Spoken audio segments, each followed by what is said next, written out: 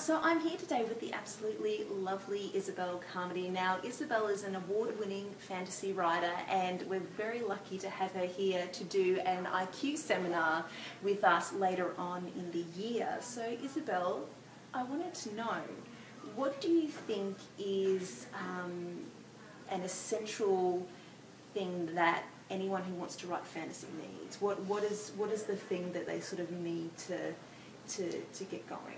Well, if you don't have a love for fantasy, you might as well forget about it. You can't decide to write fantasy because it would sell well. So you have to have the first requirement for writing anything, in fact, would be that you read that thing and that you love it. I'm always a bit appalled when people say, I don't read at all, or I don't read that, but I've decided I want to write that. So you have to love reading it, you have to love it. That means you have to understand it. Mm. And so in terms of fantasy, what do you see a lot of writers, I suppose, I mean, I wouldn't call them mistakes, but what are a lot of mistakes that people make when writing fantasy? Yeah, I think one of the biggest mistakes is that they focus too much energy on world building. And world building is important, and it's great to build a good world, but it's meaningless if you don't have good characters in that good world.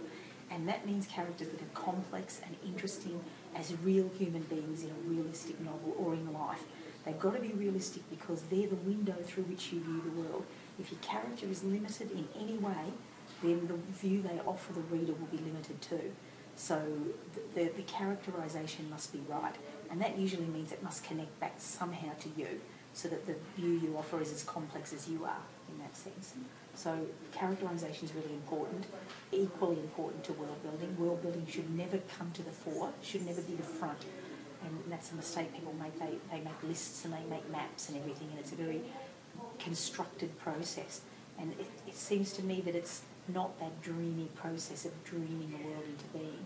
So that's my feeling. That's one of the mistakes. One of the other mistakes is people tend to overwrite and fail to have real life detail at the same time. So they'll be overwriting, but at the same time they're not able to say in just simple words what's really happening. And another, perhaps the third biggest mistake, is a muddled idea of what their world is. And I suffer from this. Every writer does that writes fantasy or science fiction, because you're coming up with very complex worlds and ideas, and they meld together and they're not real. So you can't think of absolutely everything, and therefore something has to feel real. So you've got to, when you put again, maybe this comes back to characterisation, you've got to have a character that actually feels real in the midst of that world. Their view of the world has to be real, and the world itself has to be worked out, but not, you have to experience it rather than plan it.